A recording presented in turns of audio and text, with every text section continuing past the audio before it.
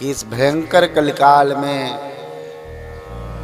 बहुत अच्छी एक स्कीम मिली है, यदि उसका लाभ उठा पाएँ तो उठा लें, और वरना तो फिर चला चली का समय कब आ जाए पता नहीं, कोई भरोसा नहीं। एक पल की जिंदगानी एक रोज सबको जाना, बरसों की तू क्या सोचे पल का नहीं ठिकाना। जब ठिकाना नहीं है तो संतों ने कहा है, तो हमारी आप सबकी भलाई इसी में है कि संतों की और शास्त्रों की बात हम मान लें। संतों ने दर्शन कराया है कि कलयुग केवल नाम आधारा, सुमिर सुमिर नर उतरहि पारा।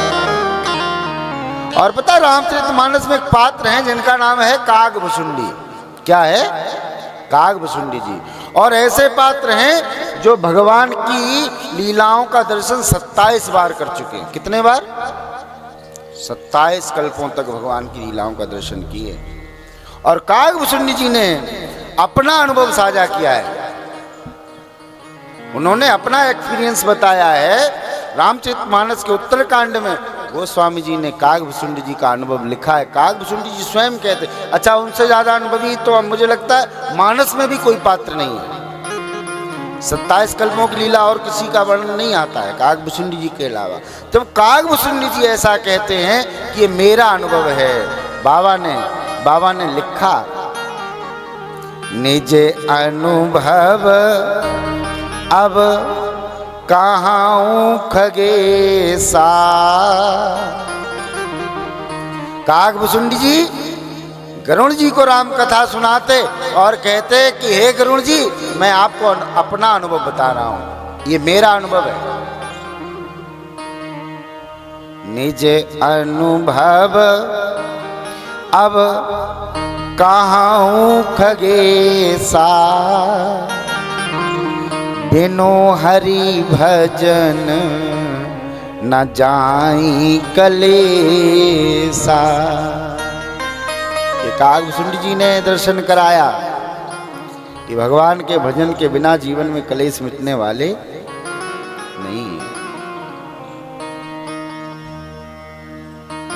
ऐसे ही हरि बिन भजन खगेसा।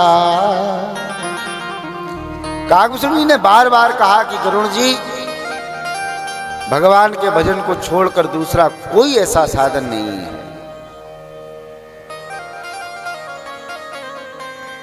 तो मैं भी आपसे बार बार निवेदन करता हूं कि कलिकाल में बहुत अच्छी स्कीम चल रही है।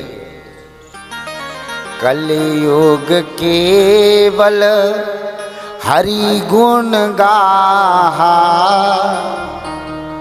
गावत नर पावई भव था।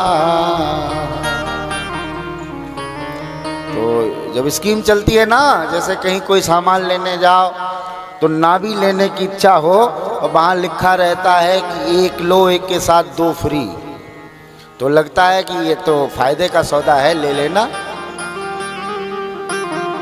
लेना चाहिए।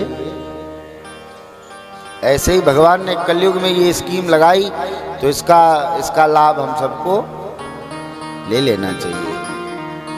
क्योंकि यदि भगवान ने कृपा करके मानव योनि में, मनुष्य योनि में भेजा है, तो अब कम से कम इसके बाद ऐसा कोई साधन नहीं है। अच्छा, इसके बाद की फिर गारंटी भी नहीं है कि अगली बार हम क्या बनेंगे।